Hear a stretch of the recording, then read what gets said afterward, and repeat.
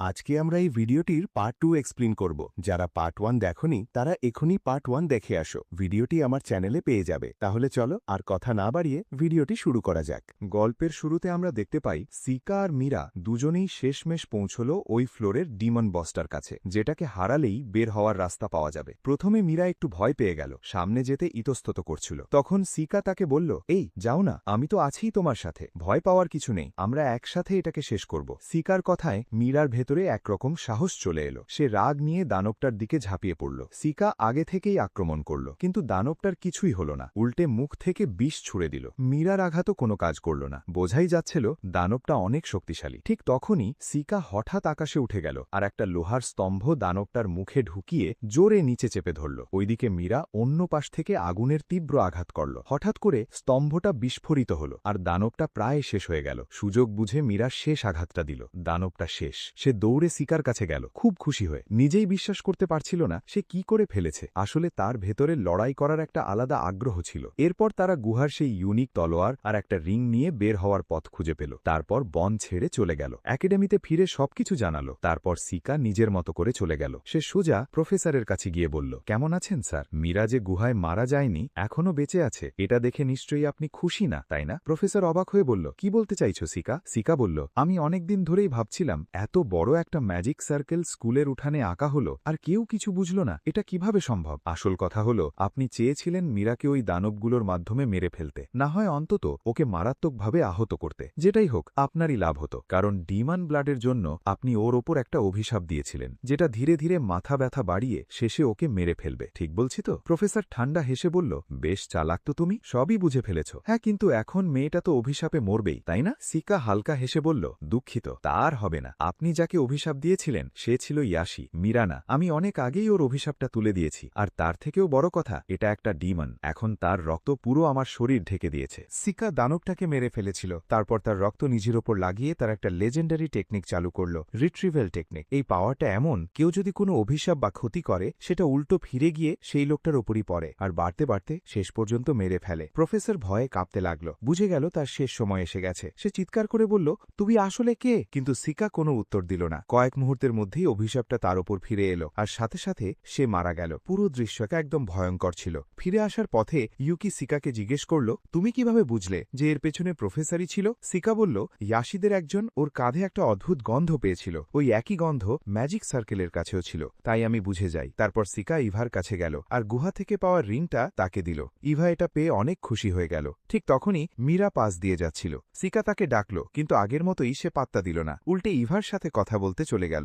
মনে হয় একটু লজ্জা পাচ্ছিল, বুঝতেই পারছো। যাই হোক, ধীরে ধীরে সবকিছু আবার স্বাভাবিক হয়ে গেল। ডেমানরা আর রাজ্যে আক্রমণ করছিল না, আর ছাত্রছাত্রীরাও দ্বিতীয় বর্ষে উঠে গেল। নতুন সেশন শুরু হওয়ার সময় একটা অনুষ্ঠান হচ্ছিল। তখন ভাইস প্রিন্সিপাল হলে ঢুকে সিকা আর তার বন্ধুদের কাছে এসে বলল, হেডমিস্ট্রেস তোমাকে ডাকছে, ওঠো, আমার সাথে চলো। সিকা একটু থেমে গেল, তারপর ভাবল গিয়ে দেখে আসা যাক ব্যাপারটা কি। সে গিয়ে দেখল একাডেমির হেডমিস্ট্রেস, একজন বয়স্ক খাটো মহিলা। সিকা সরাসরি জিজ্ঞেস করল, আমাকে কেন ডেকেছেন আর আমরা এখানে কেন? তিনি বললেন, শোনো, একটা প্রাইভেট স্কুলে ম্যাজিক টুর্নামেন্ট হবে, আমাদের একাডেমি থেকে দুজনকে পাঠানোর সুযোগ পেয়েছি। আমি তোমাকে আর মেবেল নামে একটা মেয়েকে সিলেক্ট করেছি। সে নতুন স্টুডেন্ট, কিন্তু খুবই শক্তিশালী। সিকা বলল, আমি যদি যেতে না চাই? তিনি শান্তভাবে বললেন, তাহলে তোমার জায়গায় ইভা যাবে। সিকা সঙ্গে সঙ্গে বলল, ঠিক আছে, আমি যাব। এরপর সে বের হয়ে মীরাকে সব বলল। মীরা এটা শুনে ভীষণ রেগে গেল, কারণ তাকে নেওয়া হয়নি আর সিকাকে নেওয়া হয়েছে। তার মনে হচ্ছিল সে সিকার চেয়ে বেশি শক্তিশালী। সিকা তাকে বলল, আমিও অবাক হয়েছি, আমি ওটা জিজ্ঞেস করেছিলাম কেন,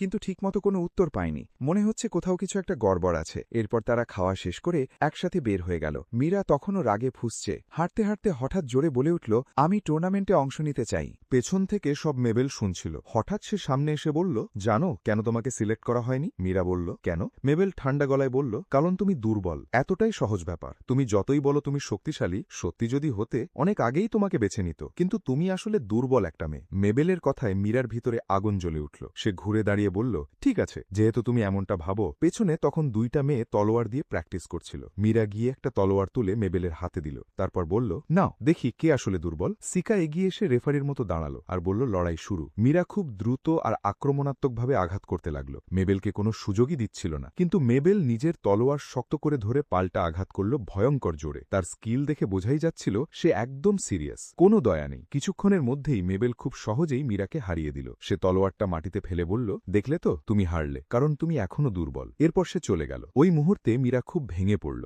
একদম চুপ হয়ে গেল। তবুও সে সিদ্ধান্ত নিল সবাইয়ের সাথে রাজধানীতে যাবে। ওখানে লড়াইগুলো দেখে বুঝতে চায় তার কোথায় কমতি আছে। পরের দিন সবাই প্রস্তুতি নিয়ে রাজধানীর দিকে রওনা দিল। সেখানে পৌঁছে সিকার সাথে সাথেই ম্যাচের সময়সূচি দেখে নিল। সে জানল তার প্রথম ম্যাচ পরের দিনই, আর যদি সে আর মেবেল দুজনেই সব রাউন্ড জিতে যায় তাহলে সেমিফাইনালে তাদের মুখোমুখি হতে হবে, যেটা এখন প্রায় নিশ্চিতই মনে হচ্ছে। এরপর সিকা শহরের বিভিন্ন জায়গায় তার গোপন লোকজন বসিয়ে দিল, যেন কোনো অস্বাভাবিক কিছু হলে সাথে সাথে খবর পায়। পরের দিন সিকা আত্মবিশ্বাস নিয়ে এরেনায় ঢুকল। চারপাশে দর্শকদের চিৎকার, কমেন্টেটরের আওয়াজ, পুরো পরিবেশটাই জমে গেছে। তার প্রতিপক্ষও ঢুকল, দেখতে যেন কোনো ভাড়াটে সৈন্য বা হয়তো সাধারণ কোনো ডাকাত, যার মনে অভিজাতদের প্রতি প্রচণ্ড ঘৃণা। সে সিকার দিকে তাকিয়ে হেসে বলল, চিন্তা করো না, তোমাকে খুব তাড়াতাড়ি শেষ করে দেব ছোট্ট ছেলে। সিকা হালকা হেসে বলল, আজকে আমার মুডটা তেমন ভালো না, একটু তাড়াতাড়ি শেষ করে ঘুমাতে চাই। সিকা বলল, তাহলে দেরি না করে তাড়াতাড়ি শেষ করো, যাতে আমি তোমাকে ভাঙতে পারি। রাগে ফেটে পড়ে লোকটা সব শক্তি দিয়ে সিকার দিকে ঝাঁপিয়ে পড়ল,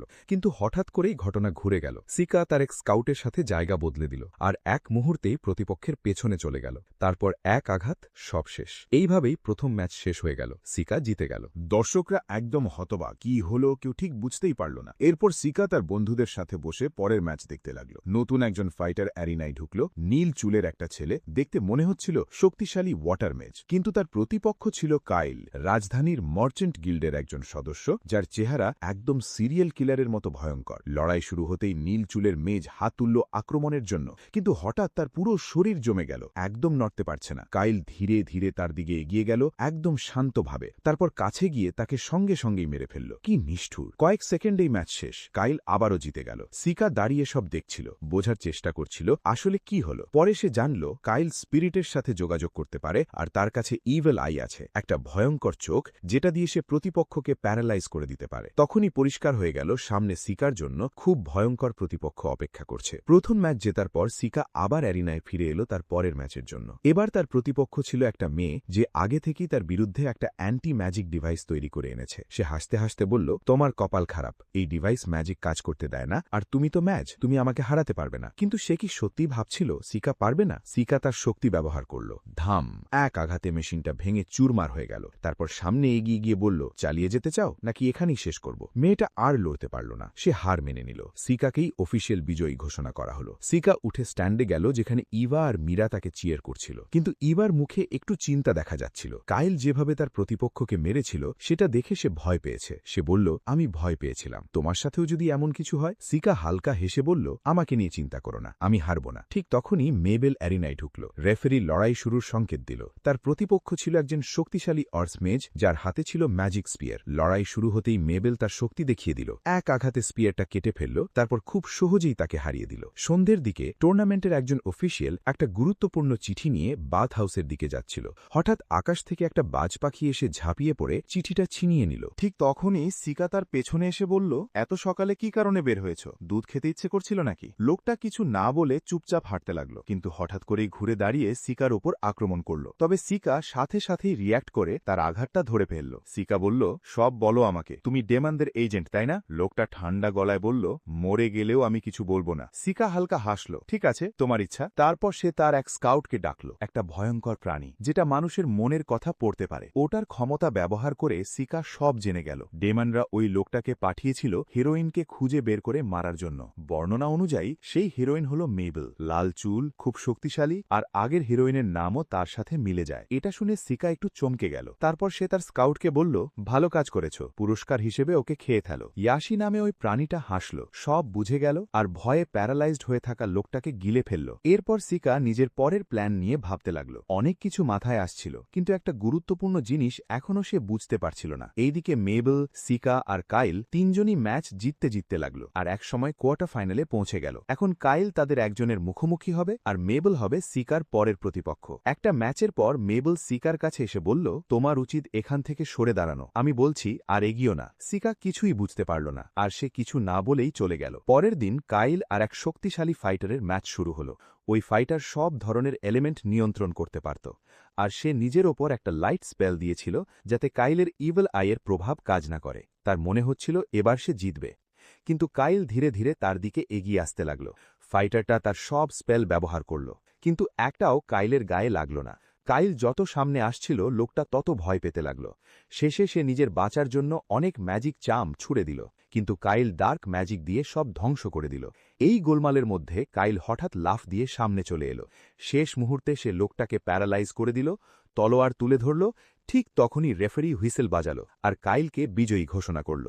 এখন শুধু একটা ম্যাচ বাকি। যে জিতবে সে ফাইনালে কাইলের মুখোমুখি হবে। সেই রাতে সিকা ঘুমানোর প্রস্তুতি নিচ্ছিল, হঠাৎ দেখে মিবেল তার রুমে ঢুকে পড়েছে। সে মজা করে বলল, কি ব্যাপার, কাল পর্যন্ত অপেক্ষা করতে পারলে না, এত তাড়া কেন? কিন্তু মেবেল তখন খুব রেগেছিল, কোনো কথা না বলেই দ্রুত আক্রমণ করল। সিকা সাথে সাথে এড়িয়ে গিয়ে পাল্টা আঘাত করল। ঠিক তখনই কেউ এসে তাদের থামিয়ে দিল, আর মেবেল সেখান থেকে চলে গেল। সিকা হালকা হেসে বলল, যেহেতু সে আমাদের কাছে এসেছে তাহলে আমরাও না হয় একটু ঘুরে আসি। সে কাপড় পরে মেবেলের জায়গায় গেল। তখন মেবেল চুপচাপ দাঁড়িয়েছিল, নিজের অতীত নিয়ে যেন গভীর চিন্তায় ডুবে আছে। সিকা তাকে দেখে বলল, কি হয়েছে, এত চুপচাপ কেন? মেবেল একটু ক্লান্ত দেখাচ্ছিল। সে সতর্ক ভঙ্গিতে দাঁড়ালো। সিকা শান্তভাবে বলল, রিল্যাক্স, আমি শুধু কথা বলতে এসেছি, লড়াই করতে না। সে গিয়ে ফোয়ারার পাশে বসল, তারপর জিজ্ঞেস করল, বলো, তুমি আমাকে আক্রমণ করলে কেন? মেবেল বলল, এখন তো আমরা লড়াই করছি না, তাই না? সিকা বলল, তোমার উত্তরের ওপর নির্ভর করছে। শেষে মেবেল সব বলে ফেলল, আমি আসলে তোমাকে একটু আহত করতে চেয়েছিলাম, তাহলে কাল তুমি হারতে আর আমি ফাইনালে কাইলের মুখোমুখি হতে পারতাম। আমি জানি তোমার সাথে পুরো শক্তি দিয়ে লড়লেও আমি হারব না, কিন্তু আমার আসল শক্তি শুধু ফাইনাল ম্যাচেই বের হয়। সিকা তার কথা কেটে দিয়ে বলল, তুমি আসলে আসল হিরোইন না, তাই তো? তুমি তার জায়গায় এসেছ, চুলের রং বদলেছ, আর এখন লড়ছ যাতে সবাই ভাবে তুমি হিরোইন, ঠিক বলছি? মেবেল একদম চমকে গেল। তুমি এসব কিভাবে জানো? সিকা বলল, ওটা তোমার জানার দরকার নেই। মেবেল আবার বলল, তারা চায় আমরা ফাইনালে কাইলের হাতে মারা যাই, যাতে সবাই ভাবে হিরোইন মারা গেছে। এই জন্যই একাডেমির হেড আমাকে পাঠিয়েছে, মীরাকে না। সব শুনে সিকা ব্যাপারটা বুঝে গেল। সে জিজ্ঞেস করল, তাহলে এই লড়াইয়ে তোমার আসল লক্ষ্য কি? মনে হচ্ছে তুমি অন্য কিছু চাচ্ছ। সিকার কথায় মেবেল একটু নরম হয়ে বলল, হ্যাঁ, তারা চায় আমি কাইলের হাতে মারা যাই, কিন্তু আমি মরব না, আমি তাকে মারব। সিকা জিজ্ঞেস করল, কেন? এর পেছনের কারণ কি? মেয়েটা একটু চুপ থেকে বলা শুরু করল, আমি ছোটবেলায় 3 জন বন্ধুর সাথে ছিলাম, তাদের মধ্যে একজন ছিল কাইল। একদিন আমাদের রাজধানীর মার্চেন্ট গিল্ড নিয়ে যায়, আর তখন থেকে আমরা একসাথে থাকতাম। আমরা সবসময় একে অপরের খেয়াল রাখতাম, সব কাজ একসাথে করতাম। কিন্তু পরে তারা আমাদের বলল, তাদের পরীক্ষায় শুধু একজনই সফল হতে পারবে, আর শেষে তারা কাইলকেই বেছে নেয়। তারা কাইলের ওপর একটা ভয়ঙ্কর প্রক্রিয়া চালায়, তার ব্রেন থেকে সব অনুভূতি একদম মুছে ফেলে। সে আর মানুষ ছিল না, শুধু একটা টুল হয়ে যায়, আদেশ মানার জন্য তৈরি একটা অস্ত্র, যেটার কাজ শুধু হত্যা করা। কিন্তু তার পুরো আনুগত্য নিশ্চিত করার জন্য তারা তাকে বলে ছোটবেলার সেই 3 বন্ধুকেই মেরে ফেলতে, আর সত্যি সত্যিই সে তাদের মধ্যে দুজনকে মেরে ফেলে। তারপর যখন আমার পালা আসে তখন গিল্ড অন্য প্ল্যান করে, তারা আমাকে তোমাদের স্কুলে বিক্রি করে দেয় যাতে আমি এই টুর্নামেন্টে অংশ নিই, আর ফাইনালে কাইল আমাকে মেরে ফেলে। এতে তারা প্রমাণ করতে পারবে যে কাইল পুরোপুরি তাদের নিয়ন্ত্রণে চলে গেছে, আর তারপর তাকে অফিসিয়ালি ব্যবহার করবে তার শক্তিকে পুরো দুনিয়ার সামনে দেখানোর জন্য। শিকা কিছুক্ষণ চুপ থেকে বলল, তোমার গল্পটা পুরোপুরি ঠিক আছে, কিন্তু একটা জিনিস আমি বুঝতে পারছি না। সে তাকিয়ে বলল, কাইল শুধু তোমার বন্ধু না, সে তোমার ভাই, তাহলে তুমি তাকে মারতে চাও কেন? মেবেল ধীরে ধীরে বলল, কাইল বদলে যাওয়ার আগে একদিন আমার সাথে বসে বলেছিল, যদি গিল্ড আমাকে বদলে ফেলে আর আমি আগের মতো না থাকি তাহলে তুমি আমাকে মুক্তি দিও। আমি তখন তার কথায় রাজি হয়েছিলাম। সে একটু থেমে আবার বলল, আমি সিদ্ধান্ত নিয়ে ফেলেছি, ফাইনালে আমি তার সাথে লড়ব। আমি বাঁচি বা মরি তাতে কিছু যায় আসে না, কারণ যেভাবেই হোক আমি তো আগেই শেষ হয়ে গেছি। শিকা তখন উঠে দাঁড়িয়ে বলল, আমি আমার সিদ্ধান্ত বদলে ফেলেছি, ফাইনালে আমিই জিতব। মেবেল রাগে চিৎকার করে বলল, কি বলছো? আমি এতক্ষণ যা বললাম কিছুই কি শোনোনি? শিকা শান্তভাবে বলল, তুমি মরবে না, কেউ তোমার কাছে আসার সাহসও পাবে না। মেয়েটা আরো জোরে বলল, তুমি কিছুই বুঝছো না, তুমি জিতলেও অন্য কাউকে পাঠাবে আমাকে মারতে। আমার সময় শেষ, আমি আগের সবার মতোই মারা যাব, আর যদি বেঁচেও যাই তখন আমি কি করব তাও জানি না। শিকা জবাব দিল, তুমি আমার সাথে একাডেমিতে ফিরে যাবে, আমি থাকলে কেউ তোমার দিকে তাকানোর সাহসও পাবে না। মেবেল নাড়িয়ে বলল, এভাবে বলো না, তুমি আমাকে রক্ষা করতে পারবে না, এমনকি তুমি আমাকে হারাতেও পারবে না। শিকা হালকা হাসল, তাহলে কালকের ম্যাচেই দেখিয়ে দেব আসলেই কে বেশি শক্তিশালী। পরের দিন তাদের লড়াইয়ের সময় এসে গেল। দুজনেই পুরো প্রস্তুত হয়ে আরিনায় ঢুকল। মেবেল তার লেজেন্ডারি অস্ত্র নিয়ে সামনে এলো,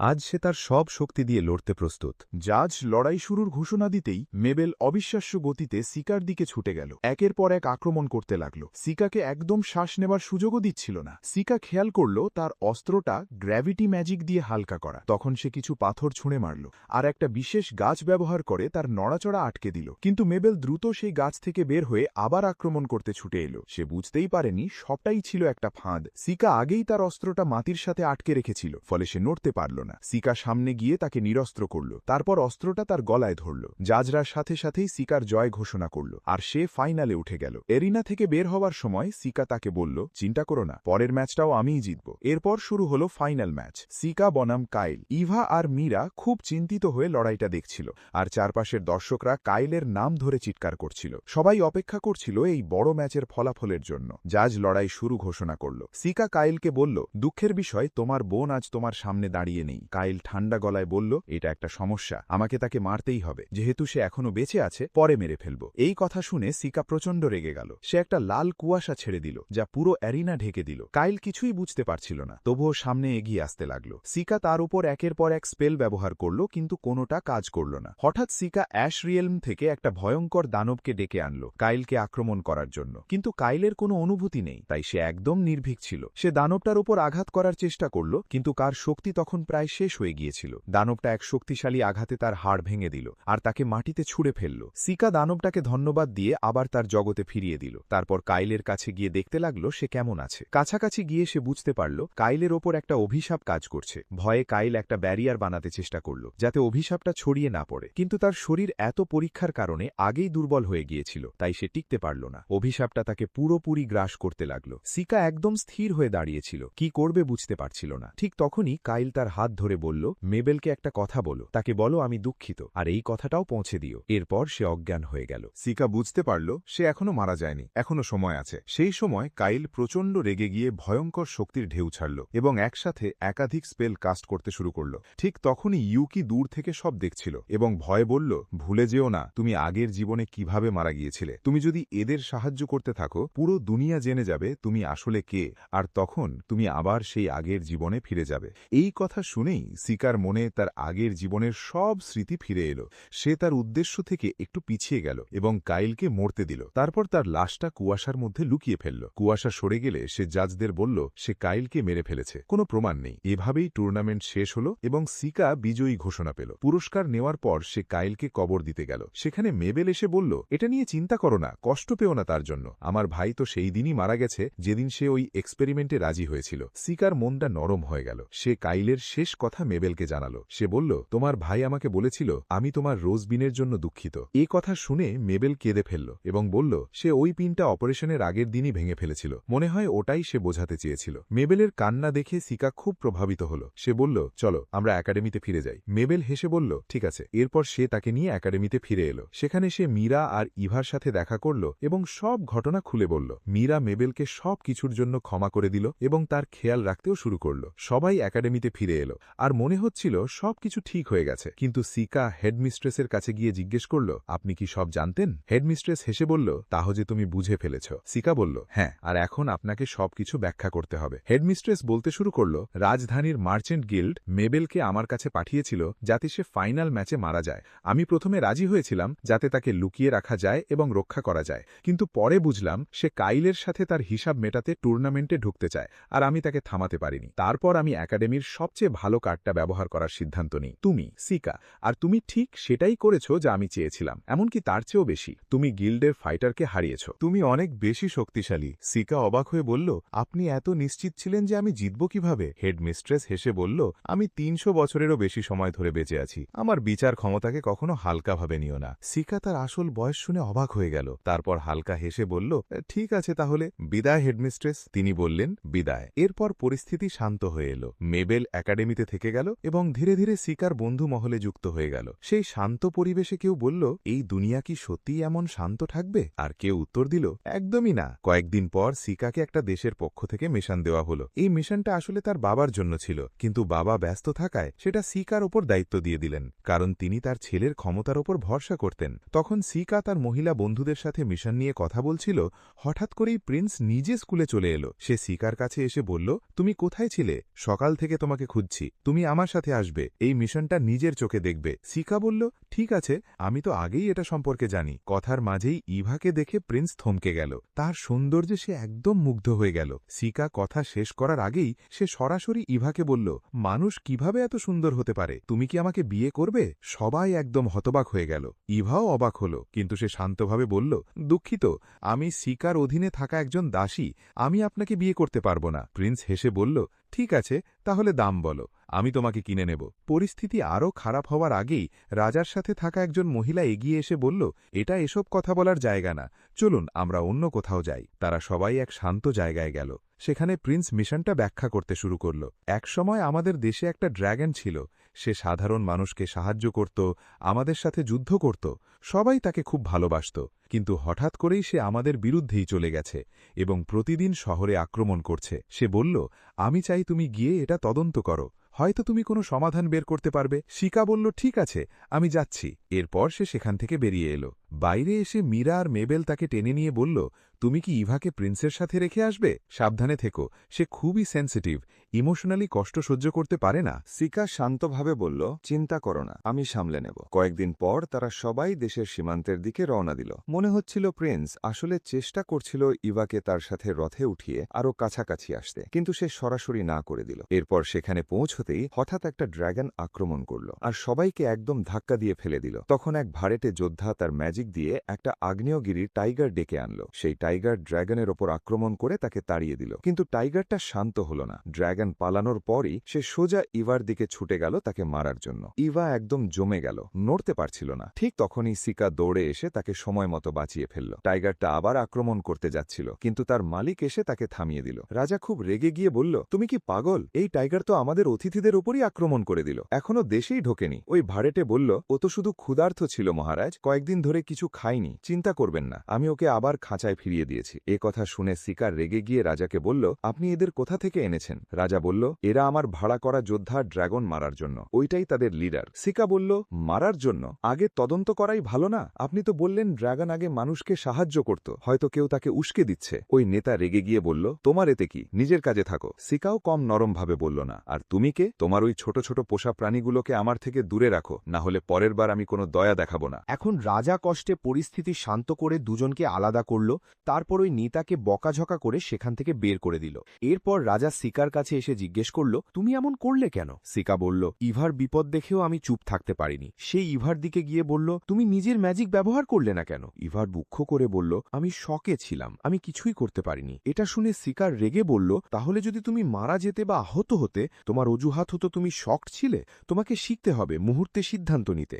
তুমি কি মনে করো আমি সবসময় তোমার পাশে থাকব? ইভা এই কথায় আর সহ্য করতে পারল না, কেঁদে ফেলল। প্রিন্স তাকে দেখে খারাপ লাগায় তাকে সাপোর্ট করতে গেল, কিন্তু সিকা তাকে থামিয়ে বলল, এতে তুমি আসবে না, এটা আমাদের ব্যাপার। এরপর সে ইভাকে সেখান থেকে নিয়ে গেল, খুব চিন্তিত হয়ে, কারণ সে তাকে হারাতে চায়নি। ঠিক যেমন তার আগের জীবনে একই রকম পরিস্থিতিতে সে তার সবকিছু হারিয়েছিল। আর এখানেই আজকের ভিডিওটি শেষ হয়। এর পরবর্তী পার্ট দেখার জন্য এই চ্যানেলকে সাবস্ক্রাইব করে আমাদের পাশেই থাকো। আর যদি এই ভিডিওতে 100টি লাইক আর 50টি সাবস্ক্রাইবার পূরণ করে দাও, তাহলে আমি খুব তাড়াতাড়ি এর পরবর্তী পার্ট নিয়ে আসব। দেখা হচ্ছে এর পরের ভিডিওতে, সেই পর্যন্ত ভালো থেকো, সুস্থ থেকো, ধন্যবাদ।